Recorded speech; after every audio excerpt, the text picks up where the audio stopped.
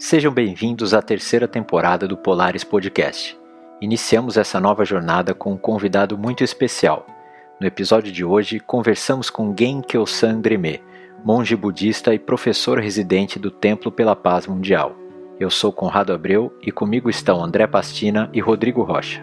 Então, primeiramente, muito obrigado, Gen Dreme, por conversar com a gente.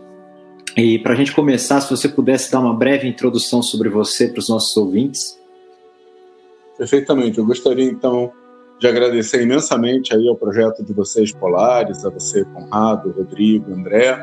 Eu acho que toda a oportunidade de falar de paz, meditação, aprimoramento como ser humano é muito importante, e é justamente nesse papel, como o papel de um praticante e de um professor de meditação e aperfeiçoamento, que eu venho conversar com vocês e ajudar as pessoas. Então, meu nome é Gen Kyosan Dreme, eu sou professor residente do Centro de Meditação Kadampa Brasil, mais conhecido como Templo pela Paz Mundial, um lugar de uma tradição budista mahayana, onde as pessoas são bem-vindas, todas as pessoas são bem-vindas, e a razão da nossa existência é justamente expressa no nome desse lugar, que é o Templo pela Paz Mundial, digamos assim, poder levar para as pessoas exatamente o que eu espero que seja o conteúdo da nossa conversa, que é mais paz e meditação.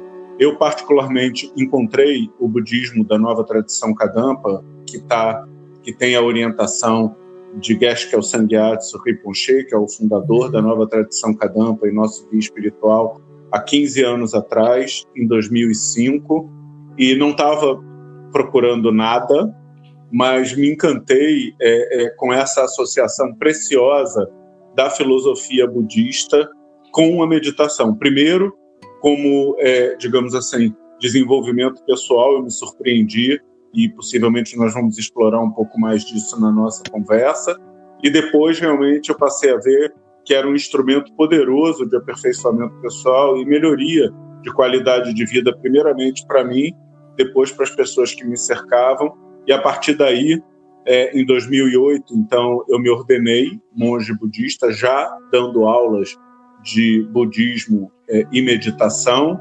E há 10 anos eu sou professor residente, maior parte do tempo como professor residente do Centro de Meditação Kadampa Rio de Janeiro, no Rio, e agora, um pouquinho mais de um ano, como professor residente do Centro de Meditação Kadampa Brasil, o Templo pela Paz Mundial. Então, digamos assim, são 15 anos como praticante, 10 anos à frente de projetos importantes de paz interior e reflexões positivas para a vida, que eu acredito que, espero eu, seja muito benéfico para os seus ouvintes de uma maneira geral. Excelente, Gen. E eu tenho uma pergunta, assim, na verdade tem várias e a gente vai bater um papo bem bacana aqui. Mas eu acho que a primeira, que seria bacana até educar os nossos ouvintes e a todos, e ao mesmo tempo é uma pergunta profunda, seria: o que é a meditação? Perfeito. Na realidade, responder? Lógico, vai ser uma alegria. Eu acho que o primeiro ponto, esse ponto eu acho que é um ponto muito importante para fazer um alinhamento de expectativas de uma maneira geral, porque tem muitas coisas que são chamadas de meditação hoje, ou talvez uma outra maneira de colocar, digamos assim, tem muitas técnicas de meditação. O que eu posso dizer para vocês é que a meditação budista mahayana, ela é uma técnica, ou, digamos assim, é uma prática para que você habitue a sua mente com sentimentos e pensamentos virtuosos.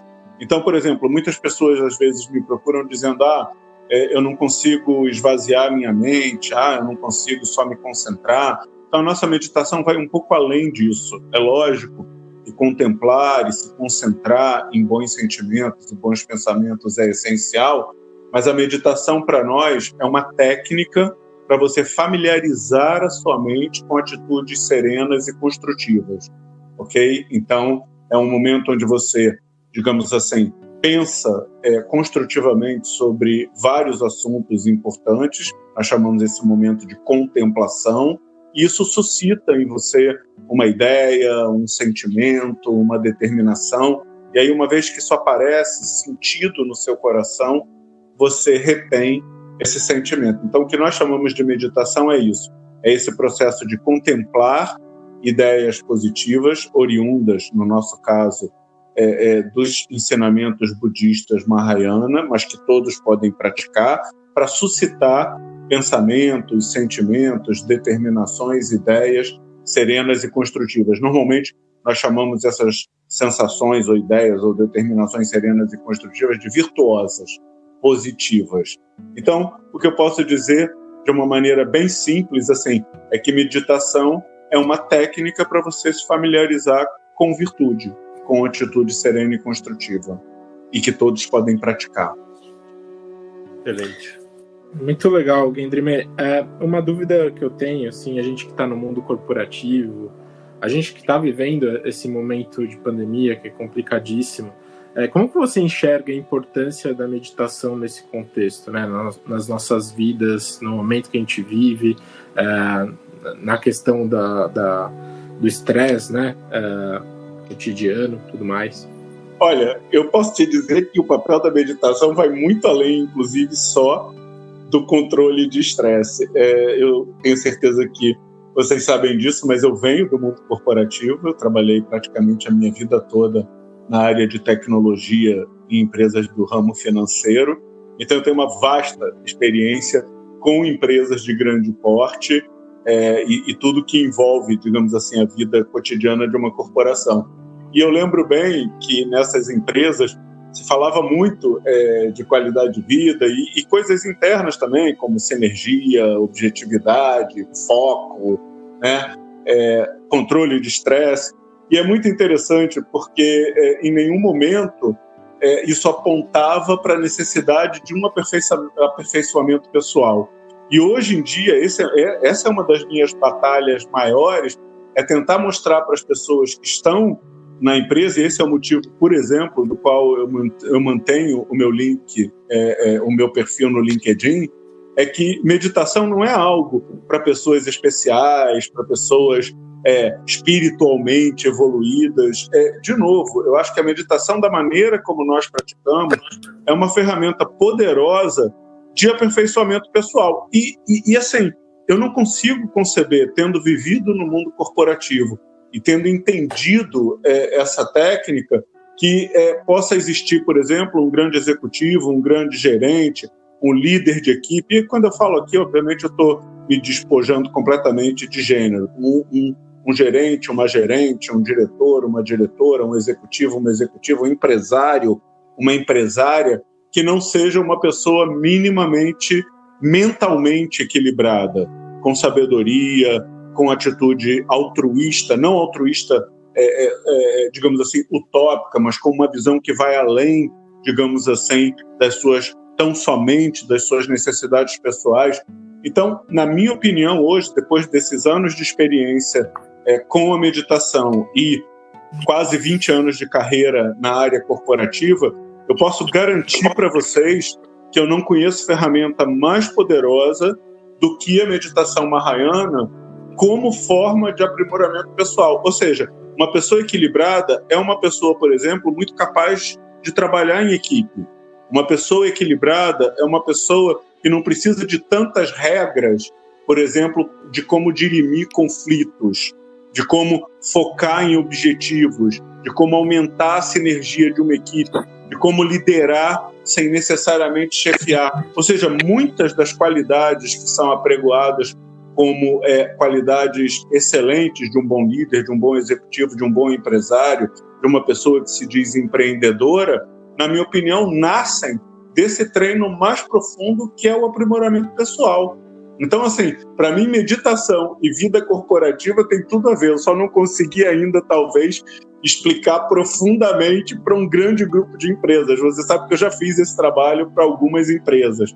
Eu já fiz, vamos chamar aqui livremente de coaching espiritual. Seria alguma visita, alguma meditação, alguns aconselhamentos do ponto de vista mais profundo para pessoas que vivem uma vida corporativa, e os resultados, de uma maneira geral, foram muito positivos. Mas, infelizmente, eu acho que ainda tem uma grande pecha no mercado de que meditação é algo muito ligado, mesmo, por exemplo, a nossa meditação, que é a meditação budista mahayana, é muito ligado à questão religiosa, à questão espiritual, e ainda não existe um entendimento claro de uma ferramenta poderosa como aprimoramento pessoal, e na base de um bom profissional está uma boa pessoa, na minha opinião.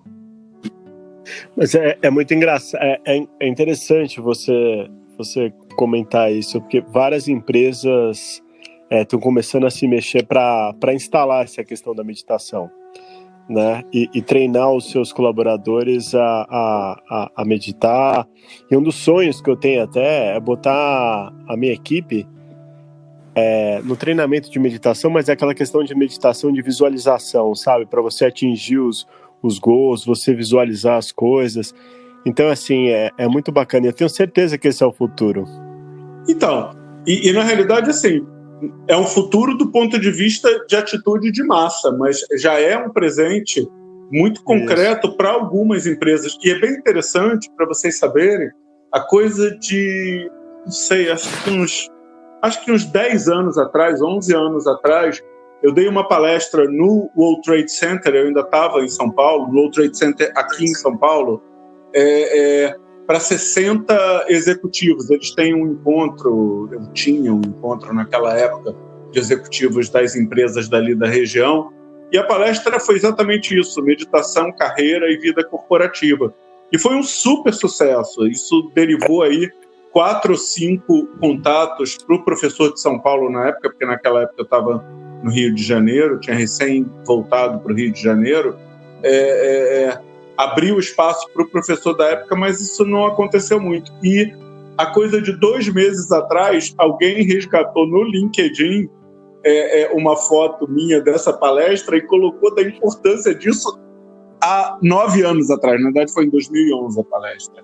Há 9 anos atrás. E eu fiquei, assim, muito feliz com o impacto. Você vê, foi uma palestra de 1 hora de duração, com alguma prática, e que deixou um impacto muito positivo nas pessoas. Eu acho que as pessoas precisam se informar mais sobre isso, assim, quais são as técnicas disponíveis, como cada uma das técnicas pode nos ajudar, e a seleção criteriosa de técnicas e profissionais, porque apesar de eu ser, digamos assim, um profissional voluntário, eu sou um profissional, então na realidade todo o nosso trabalho é um trabalho voluntário não remunerado, mas assim, é um trabalho profissional. Então, as pessoas procurarem profissionais realmente capacitados a ajudar as pessoas nesse sentido, entendeu? Porque, de novo, eu acho que esse é um ponto que a gente pode aprofundar consideravelmente. Não existe um bom profissional sem ter como base uma pessoa equilibrada, uma pessoa serena, uma pessoa altruísta, uma pessoa com uma visão mais ampla de mundo, entendeu? Na minha opinião. Legal. Gendrimir, você pode falar um pouco para a gente dos principais benefícios do budismo moderno? Perfeito.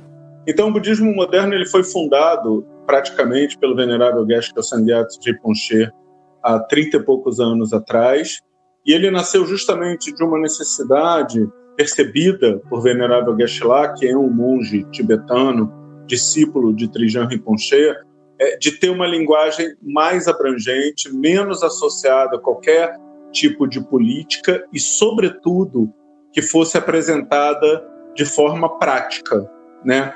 Então, ele se descolou um pouco desse budismo mais místico tibetano, do ponto de vista de apresentação, digamos assim, e abriu as portas da prática budista para todas as pessoas em geral.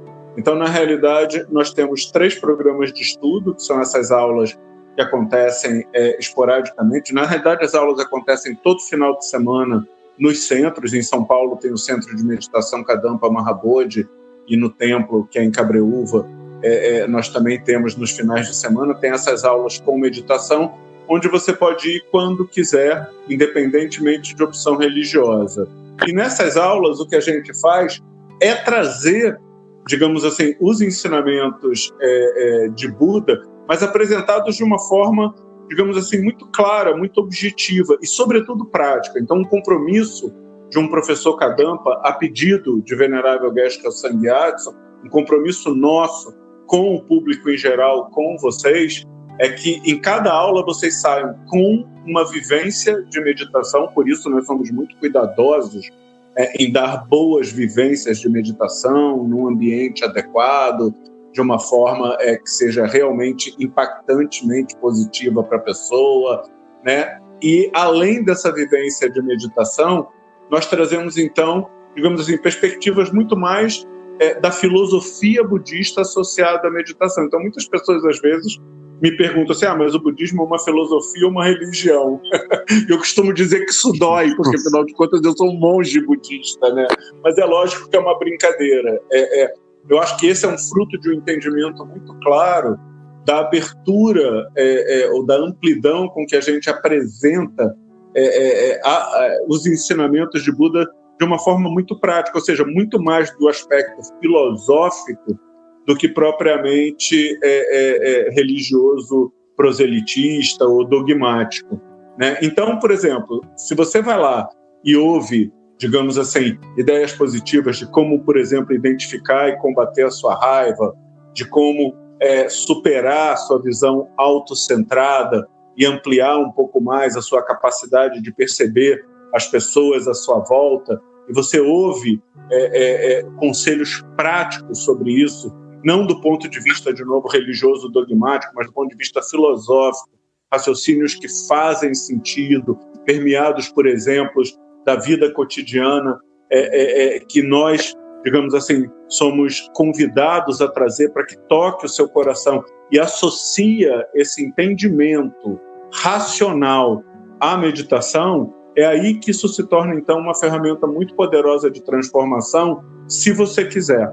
Se você conseguir entender a linha de raciocínio que é apresentada de forma muito simples e clara, e conseguir perceber como associar essa linha de raciocínio à prática de meditação, ou seja, à contemplação e à concentração, e através da sua prática regular, de preferência diária, você começar a desenvolver seu próprio raciocínio baseado nessa filosofia, usando a técnica da meditação, o que vai acontecer é que, como quem usa uma boa técnica para se desenvolver fisicamente, por exemplo, a gente sabe disso, quando você tem um bom personal trainer, um bom método, você se desenvolve fisicamente rapidamente. Quando você tem uma boa pedagogia, você se desenvolve tecnicamente, intelectualmente, numa determinada área de conhecimento. Quando você tem uma boa técnica mental, a meditação associada à filosofia budista, você acaba se desenvolvendo rapidamente no campo mental, no campo de sentimentos e raciocínios virtuosos. Então, acho que o grande benefício hoje do budismo moderno é exatamente esse. Primeiro, assim, são vários. Na realidade, até tem uma série de vídeos agora que eu estou publicando nas nossas mídias sociais, tanto do templo quanto nas minhas, que são os 6 benefícios do budismo moderno Kadampa. Eu vou tentar lembrar deles agora. Então, o primeiro deles é o fato de todos serem bem-vindos de verdade. Então, ninguém é questionado se a pessoa é religiosa, não é religiosa, se é mística, se não é mística, se é budista, se não é budista, se é mahayana. Todo mundo que queira desenvolver uma mente com mais paz é muito bem-vindo. Outro ponto muito importante é que todos são beneficiados pela prática, por isso que eu falei, porque a gente não traz coisas dogmáticas religiosas, nós trazemos questões filosóficas importantes, alicerçadas por exemplos relevantes no dia a dia e que tocam o coração das pessoas. E se você entender a ideia daquele dia e aquela ideia tocar o seu coração, você vai melhorar a sua qualidade de vida, melhorar a sua capacidade de se relacionar com as pessoas, e em se relacionando melhor com as pessoas, você vai aumentar a sua capacidade de beneficiá-las. E tudo isso quem escolhe é você. Esse seria o 4º e o 6º benefício. Você pode praticar esporadicamente em qualquer um dos nossos centros ou salas, são 1.200 ao redor do mundo, ou você pode se comprometer com o estudo e meditação com regularidade, se você quiser, o que também não pressupõe ser budista. Pressupõe gostar de estudar a filosofia budista e meditar com regularidade. E, por fim, tudo isso num ambiente que é exatamente esse que a gente está vivenciando aqui. um ambiente agradável, amigável, onde nós compartilhamos sempre que nos encontramos um ponto de vista comum do mundo, que é assim, um mundo melhor, um mundo com mais paz, um mundo mais adequado para todo mundo, vai precisar surgir de dentro para fora. Então, se você quer um mundo em paz é a soma de pessoas em paz. Se você quer um mundo mais justo, é a soma de pessoas mais justas. Se você quer um mundo mais permeado por altruísmo e sabedoria, é a soma de pessoas altruístas e sábias. Então não vai existir um mundo melhor de fora para dentro. Isso eu acho que faz sentido, percebe? Porque na nossa vida a gente espera assim, não, quando tudo estiver certo eu vou estar em paz. Não, primeiro eu encontro a minha paz e construo esse mundo de dentro para fora. E aí quando a gente compactua dessa visão, um mundo melhor de dentro para fora, fica muito divertido compartilhar e se inspirar por outras pessoas que estão caminhando mais ou menos na mesma direção, independentemente de religião, de opção religiosa. Eu costumo dizer que nos primórdios, né, o homem sempre foi explorador, e ele explorou os oceanos, né, outros países, aí foi para a época do descobrimento. Depois ele foi e acabou descobrindo a Lua. E agora caiu a ficha que ele tem que se descobrir, que o homem não se descobre. Então ele está fazendo uma viagem interna, e a meditação é um meio para fazer essa viagem interna, né? Olha... Então acho que agora a grande viagem é interna, porque na verdade ninguém pode sair de casa, ninguém pode fazer nada, a viagem é interna. Na realidade, veja bem, isso já foi o grande desafio do budismo, de uma maneira geral. Então eu acho que vocês sabem que o budismo tem 2.600 anos de existência. Então essas descobertas do interior maravilhosas, como você está me colocando agora, quando as pessoas me trazem isso, eu fico muito, muito feliz.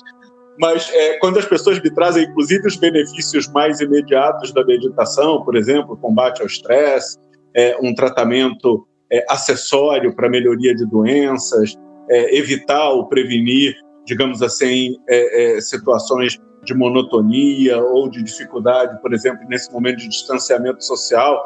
Sempre que eu leio alguma coisa desse benefício mais imediato, que eu costumo dizer para os médicos, psicólogos que me procuram para discutir isso, eu falo assim, bom, pelo menos vocês descobriram isso 2.600 anos depois de Buda, mas o bom é que descobriram. Então, assim, essa caminhada interior que você está colocando, na realidade, ela já está disponível para nós há 2.600 anos. É que, digamos assim, muitos de nós, principalmente, infelizmente, mais aqui no Ocidente, porque quem já teve a oportunidade de conhecer a cultura oriental, não talvez Japão e China, mas países menores, como o Butão, como o Nepal, né? como o próprio Tibete, onde as pessoas foram criadas dentro dessa filosofia budista mahayana, várias regiões da Índia, você vê pessoas que já têm essa grande viagem interior embutido no jeito de existir delas. E se vocês me permitem compartilhar uma história muito real, muito atual sobre isso, eu lembro que eu participei de um programa de televisão há algum tempo atrás com um ator que tinha participado daquela novela que falava de monges, e a novela foi filmada, se eu não me engano, no Nepal.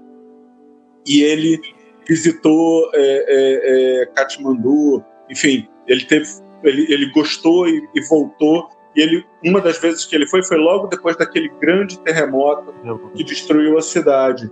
E o que ele falou é que foi surreal assim, para ele ver uma cidade com vários monumentos budistas, inclusive, destruídos ou danificados, mas as pessoas absolutamente serenas, ninguém festejando, obviamente, ninguém fingindo que nada tinha acontecido, mas assim, a capacidade de lidar com aquilo que era extremamente desafiador, visível no rosto das pessoas. E muitas pessoas que voltam de viagens como a Tailândia e essas outras regiões que eu coloquei para vocês, elas voltam sensibilizadas realmente com o estilo de vida das pessoas, que são, digamos assim, estilos de vida muito dentro dessa linha que nós estamos conhecendo agora e que é a tentativa do budismo moderno, digamos assim, viabilizar esse conhecimento, essa tecnologia, essa prática em massa para as pessoas, entendeu? E essa foi a decisão, por exemplo, do venerável Geshe Kosang Gyatso,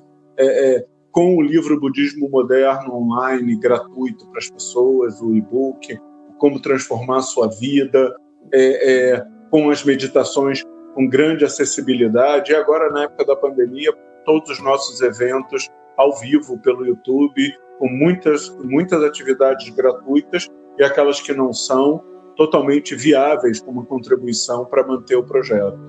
Então, assim, eu acho que essa descoberta da necessidade dessa exploração interior, ela já existia, e agora, esse ano, quase que no início do ano, as primeiras lives que eu participei, eu dizia que no início do ano de 2020, das lives que eu participei, eu dizia que nós tínhamos sido, digamos assim, convidados a correr uma maratona para o qual nós estávamos completamente despreparados.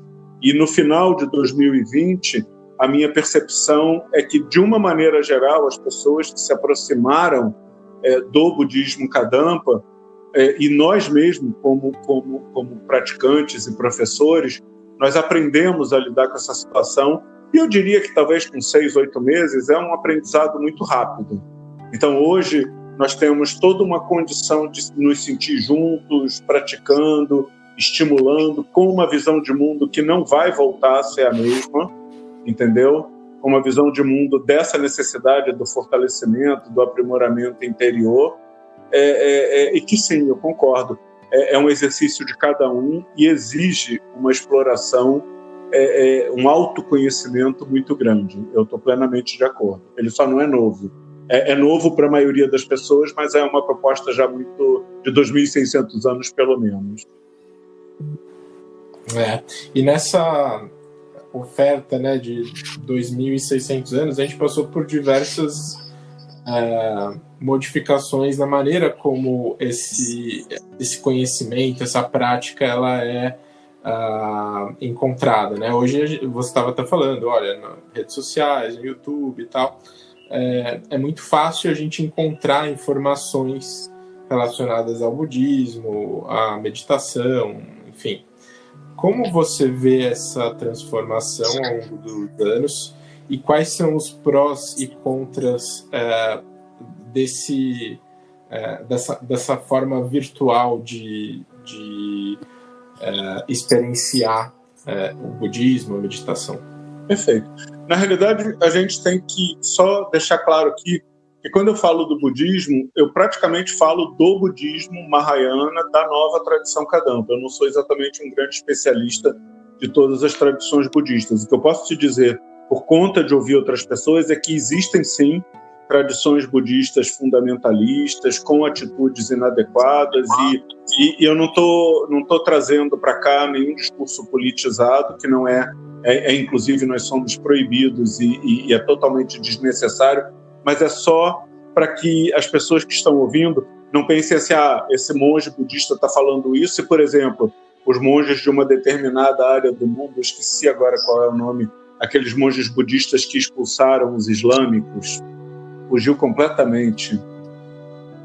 Ai, caramba, fui muito cobrado disso na época, e eu não faço a menor ideia o que motiva um monge budista a expulsar pessoas de outra religião da área dele. Então, assim, é só para dizer que não existe essa unanimidade de atitudes coerentes budistas, tá bom? Eu acho que eu estou falando com grande propriedade sobre o budismo Mahayana, de uma maneira geral, né? Myanmar, os monges de Myanmar, né? Que tem aquela rivalidade com os islâmicos. Então, eu nem sei exatamente qual é a tradição deles, mas, para mim, eu nem fui atrás do noticiário para ver exatamente o porquê eles fizeram isso, mas, assim, isso é completamente contraditório com tudo que a gente vive aqui. Então, quando eu falo do budismo Mahayana, nesse viés da nova tradição Kadampa, um budismo onde todos são bem-vindos.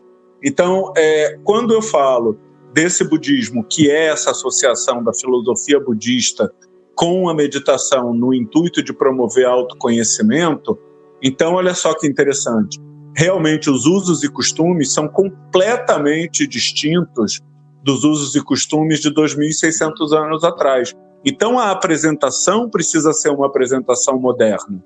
menos dogmática, mais prática, né? O homem contemporâneo ocidental, mesmo oriental contemporâneo, ele quer resultados mais imediatos. Então, o que eu posso dizer é: o budismo está mantido na sua essência. Por quê? A sabedoria é a sabedoria. Ela pode ter mudado nos usos e costumes.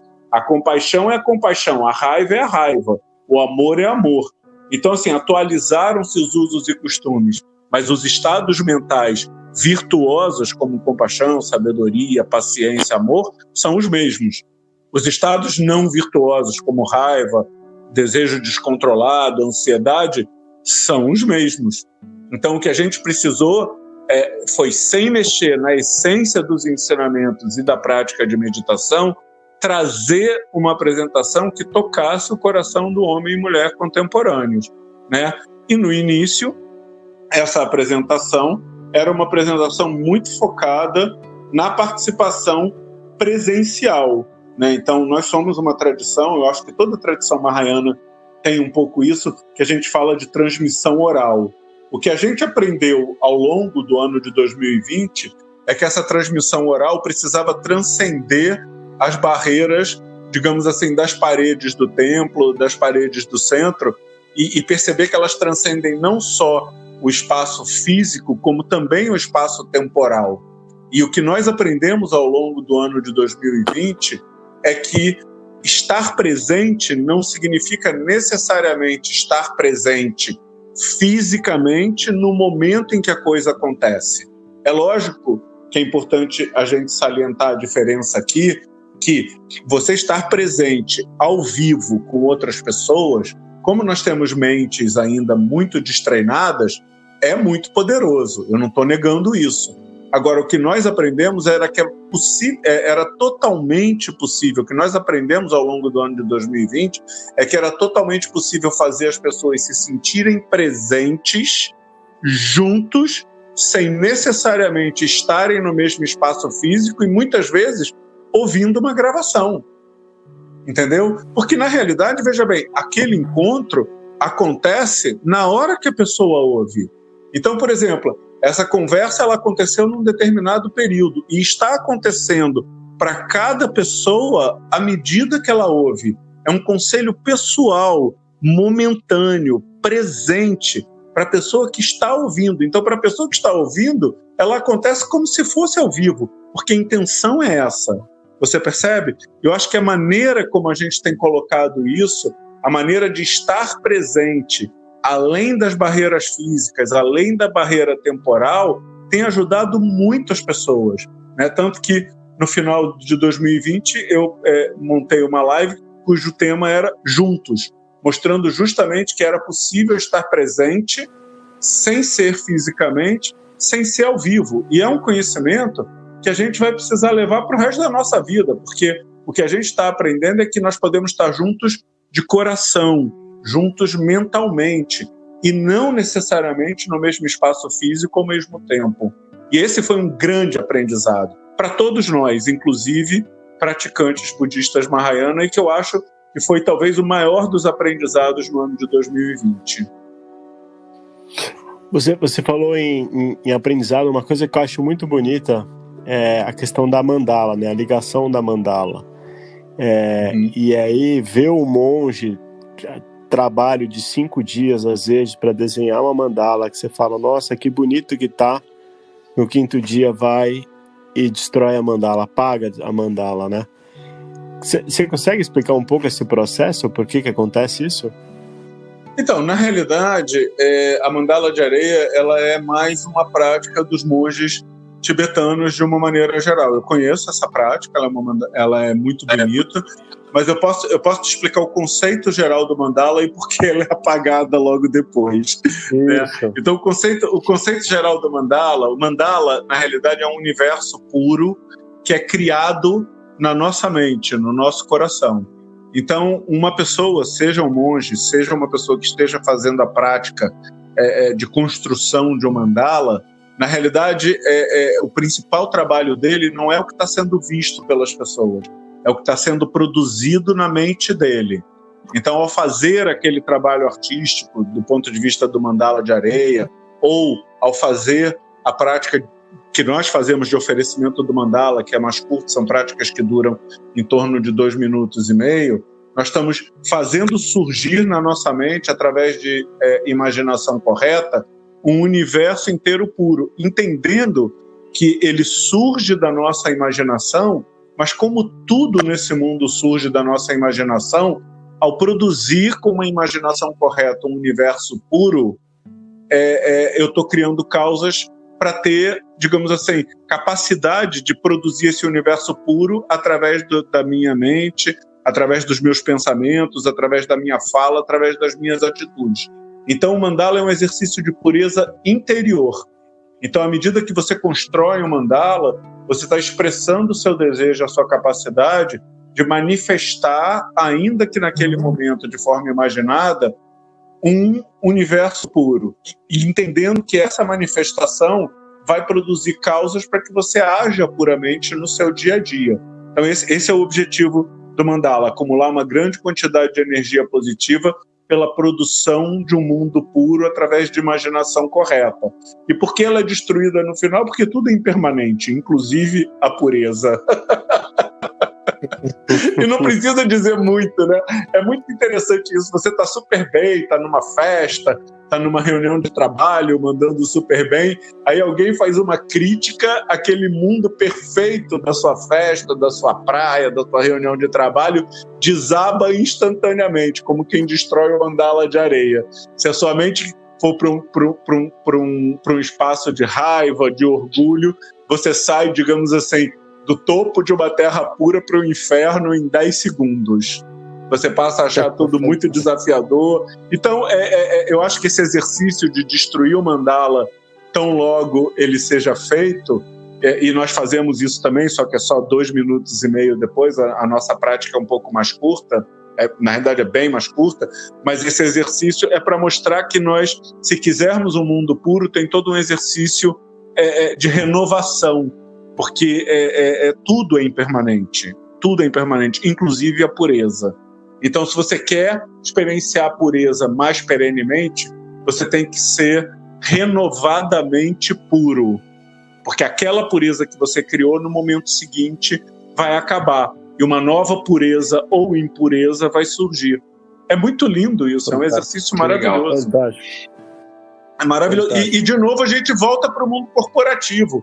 Porque no mundo corporativo, o que acontece? Você faz aquele evento de final de ano, onde supostamente você vai elevar o moral da sua equipe, e você acha que esse evento, uma vez por ano, sem nenhuma prática diária de investimento mais profundo, vai fazer uma equipe unida, harmônica e produtiva o resto do ano. Ou, sei lá, que você faça encontros uma vez por mês, quando você tem equipes de venda.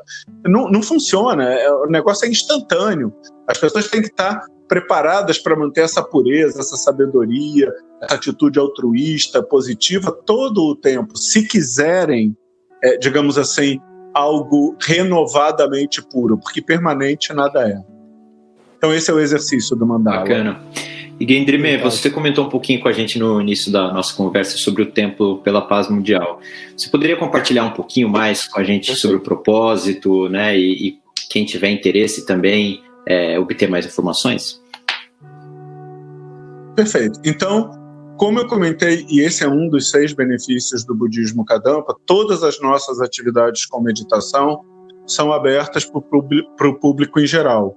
Então, seja as nossas preces com meditações guiadas e mantra, que acontecem através do nosso canal do YouTube, Templo pela Paz Mundial, gratuitamente. Agora, nesse exato momento, as pessoas podem acessar.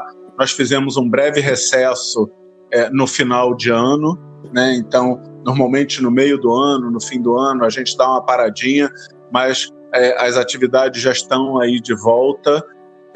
Então as pessoas podem acessar no YouTube Templo pela Paz Mundial e vão ter lá as atividades que são gratuitas de forma direta. Basicamente, todos os dias a gente tem preces que são como meditações guiadas, que as pessoas podem participar. E no nosso site, que é o templokadampa.org.br, depois eu posso... vocês podem, inclusive, colocar esse link à disposição do ouvinte de vocês. ou budismocadampa.org.br, ou templocadampa.org.br, os dois vão chegar na mesma página. Então tem toda uma série de propostas. Nós temos essas aulas que acontecem nos finais de semana, visitas com meditação, que é uma experiência muito breve, de meia hora, num lugar muito bonito. A visita é de uma tarde toda, mas com uma meia hora de meditação. Para as pessoas que querem simplesmente relaxar significativamente, nós temos a oportunidade das pessoas se hospedarem um final de semana lá, no que nós chamamos de descansar e refletir. Então ela participa das atividades que tiverem disponíveis lá. Então nós temos retiros, aulas, estudo e meditação com regularidade, presencialmente, pela internet, ou seja, todo mundo pode praticar. E muitas pessoas me fazem uma pergunta muito clássica, do tipo assim, com tanta alternativa, por onde é que eu começo? E a minha pergunta é muito tranquila, assim, começa começando. Se agenda, vai lá e pratica. Ou acessa as nossas meditações no Spotify, você pode procurar autor, Nova Tradição Kadampa no Spotify, você vai achar 9 meditações em 3 playlists, que é meditação para relaxamento, meditação para um bom coração, meditação para uma mente clara, e simplesmente fazer essas meditações. Fique então um convite para o ouvinte, para os seus ouvintes, de fazerem a meditação Paz Interior, da playlist Meditação para Relaxamento, que é uma meditação respiratória simples que nos ajuda a reduzir a agitação mental. É uma prática de 12 minutos. Para nós, ela é uma meditação preparatória, e quando eu conduzo essa meditação ao vivo, eu digo, ela é essencial para as nossas práticas espirituais ou para qualquer atividade importante. Então, mais uma vez, a gente volta ao meu passado corporativo. Eu não concebo mais, por exemplo, a pessoa entrando numa reunião com uma mente ansiosa, agitada, espiritualmente ou mentalmente frágil. Percebe? Então eu acho que essa redução da agitação mental, ela vai dizer muito, inclusive, dos resultados da nossa vida afetiva, da nossa vida em família, do nosso desempenho profissional. E essa meditação, a meditação pura luz ou a meditação paz interior, essas meditações mais preparatórias, elas nos ajudam a ter, no mínimo, um estado mental sereno que todos podem praticar. Fantástico. E uma curiosidade que eu sempre tive, porque assim, você colocou muito bem que você era do mundo corporativo e você fez essa transição, né, para virar monge. E para virar monge, você acaba abdicando de muitas coisas. Então, como é que é esse processo para virar monge? Foi uma curiosidade que eu sempre tive. Eu adoro isso, quando as pessoas falam assim, o que você precisou abrir mão para virar monge?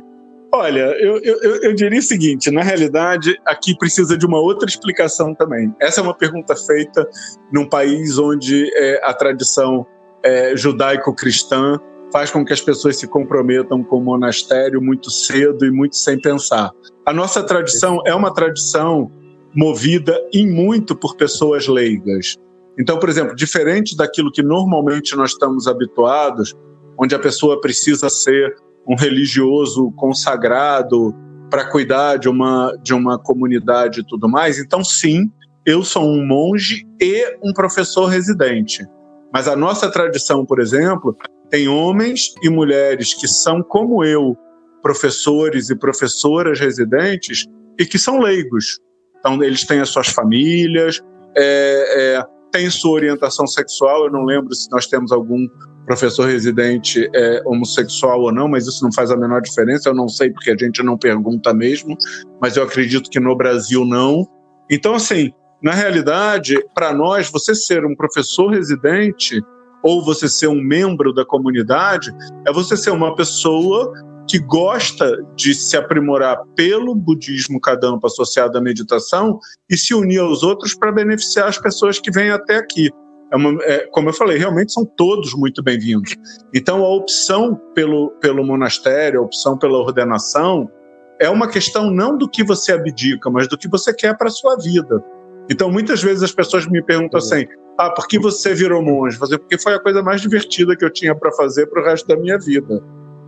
Entendeu? Então, assim, para mim não tem nada mais agradável do que dedicar a minha vida 100% do meu tempo, porque não existe férias de monge, né? Então todo o tempo, todos os dias da minha vida, eu estou pensando como eu vou ajudar as pessoas, como eu posso conversar individualmente ou coletivamente com as pessoas através das atividades com meditação, inspirando os praticantes da nossa tradição que não são fanáticos religiosos. Então você imagina uma tradição com praticantes voluntários sem fanatismo religioso, sem nenhum poder ou autoridade religiosa sobre eles, que não o bom exemplo e a paz interior, é algo muito puro e muito difícil de ser conduzido do ponto de vista de liderança. Então eu dedico cada momento da minha vida, eu posso dizer, a inspirar as pessoas, a abrir possibilidades para que mais pessoas se unam para beneficiar os outros através da construção de um mundo com mais paz. Esse é o meu dia a dia.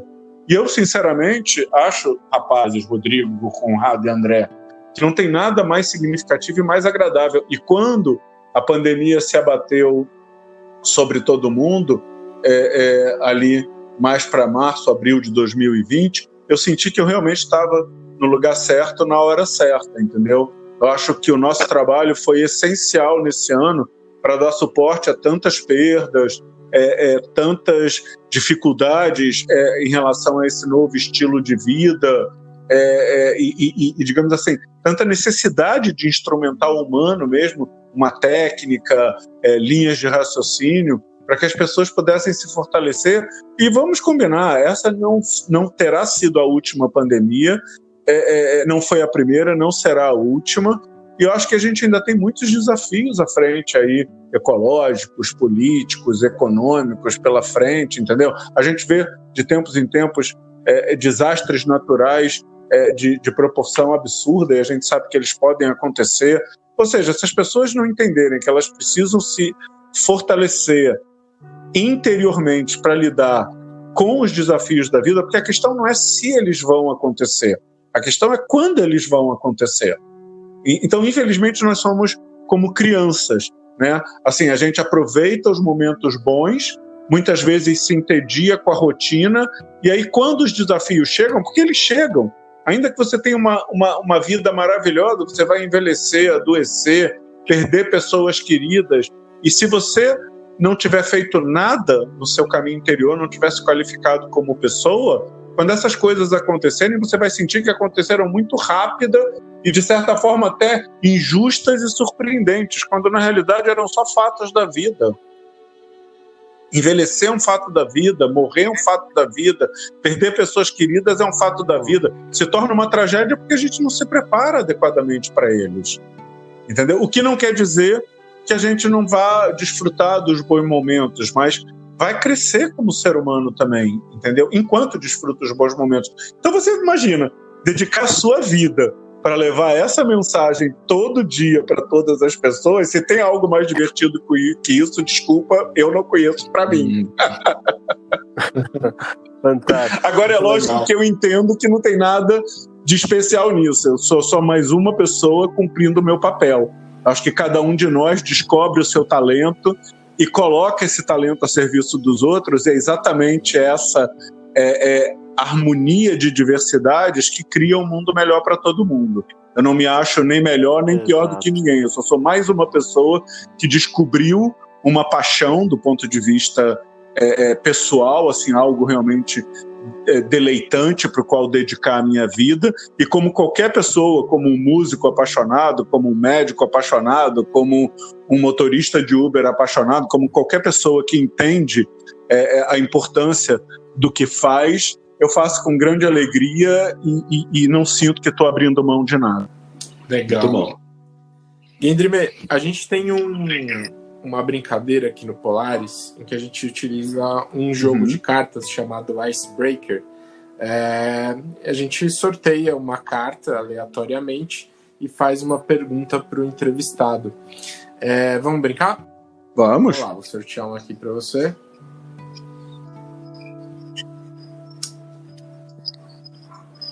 Qual foi o melhor conselho que você já recebeu na sua vida? melhor conselho que eu já recebi na minha vida... Olha, essa é uma brincadeira perigosa. Porque, na realidade, eu posso dizer que os 84 mil conselhos que eu recebo diariamente de Geshe Kelsang Gyatso Rinpoche, que são os ensinamentos de Buda, são todos eles melhores conselhos da minha vida. Mas deixa eu pensar um pouquinho e depois você edita.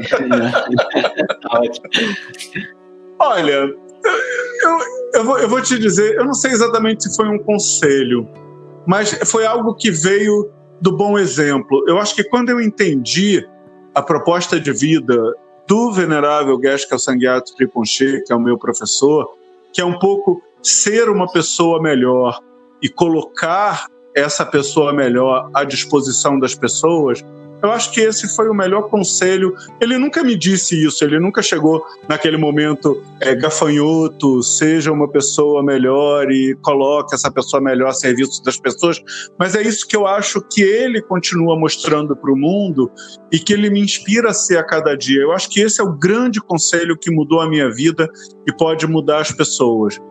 Encontre esse caminho para ser uma pessoa melhor e coloque dia a dia essa pessoa cada vez um pouco melhor à disposição dos outros. E sim, vamos juntos dessa maneira construir um mundo melhor para todos. Eu acho que esse foi talvez o conselho mais significativo vindo do exemplo dele que eu já recebi. Fantástico. Muito bom. Indrime, a gente está chegando no final do nosso papo e a gente costuma encerrar a conversa pedindo para o nosso convidado, né, uma recomendação de um livro e de um filme. Algo que você goste, que tenha marcado sua vida, ou simplesmente que você ache que vale a pena nós e os nossos ouvintes conferirmos. Tá bom. Olha, o livro, eu acho que, na realidade, eu fico então com 2 recomendações, até porque são recomendações gratuitas. O livro Budismo Moderno, que as pessoas podem baixar gratuitamente no site budismomoderno.org.br, onde Geshe-la apresenta esse caminho de compaixão e sabedoria. E o outro livro dele, também gratuito à disposição, que é o Como Transformar a Sua Vida, que tem, digamos assim, uma outra abordagem do mesmo caminho. Então, são 2 livros que eu acho que eu deixo aí para as pessoas escolherem, mas que são livros de cabeceira espetaculares, como reflexões filosóficas baseadas nos ensinamentos de Buda para as pessoas. Agora, o filme, eu acho que é uma pergunta difícil para mim, porque há muito tempo que eu não vejo filme. Eu também podia pensar em vários outros. Então, eu não sou muito bom para recomendar filme, mas mais recentemente, eu acho coisa talvez de 5, 7 anos atrás, talvez mais, eu assisti esse filme com Tom Hanks, que é A Viagem, e eu acho que ele foi um filme que me marcou muito, porque apesar de ser um filme, digamos assim, com várias histórias entrelaçadas, ele tem muito a ver com a lei das ações e efeitos, ou a lei do karma, e me inspirou bastante a refletir sobre que mundo nós queremos construir a partir das nossas ações de corpo, fala e mente. E ele apresenta tudo isso numa linguagem muito dinâmica, muito comercial, então ele é um filme fácil de ser visto pelas pessoas, mas muito profundo e inspiradora também para quem busca refletir sobre as ações e efeitos. Eu acho que eu recomendo esse filme, A Viagem. Legal. Com Tom Hanks. Excelente. Olha, muito obrigado. Foi um papo muito bacana. Excelente. Mas só queria mais uma vez te agradecer de coração sua disponibilidade. Para a gente foi muito legal, prazer contar com você participando aqui da nossa iniciativa. Eu fico muito feliz. Eu quero dizer que, além de agradecer também a oportunidade, eu sempre vou estar à disposição de vocês. Se vocês pensarem em algum tema mais específico, a gente pode, numa outra data, se quiserem, se acharem que tem utilidade para o público de vocês, a gente pode pensar. E isso é no que realmente eu acredito. Eu sou uma pessoa que... Uma das coisas, por exemplo, que me estimulou a me tornar um religioso Kadampa é justamente essa percepção de que nós precisamos de pessoas digamos assim, que estimulem outras pessoas a perceber que o mundo novo, melhor, só vai surgir da união de corações. E aí eu não estou falando definitivamente de religião, eu estou falando desses encontros significativos, de reflexões positivas, entendeu? E mostrando que sim, pessoas que têm uma visão espiritualizada, uma visão religiosa, podem trazer algo de útil para uma reflexão de vida de uma maneira geral e tudo isso dentro de um campo de respeito, sem barreiras, sem preconceitos, para que juntos a gente possa realmente construir um mundo melhor. Então, estou à disposição de vocês e vou ficar muito feliz de conhecê-los presencialmente, se vocês assim quiserem. Muito legal, com certeza. Obrigado pelo carinho. E com certeza eu vou te visitar e vamos fazer uma meditação. Vai ser um espetáculo. Uma coisa eu posso te garantir, eu acho muito divertido, eu sempre me divirto, entendeu? Não o conceito de vocês de diversão, mas assim, eu sempre fico muito feliz de ver as pessoas saindo em paz, felizes, e para mim é uma grande alegria poder compartilhar esses momentos de paz e reflexão, tá bom? Excelente. Muito obrigado.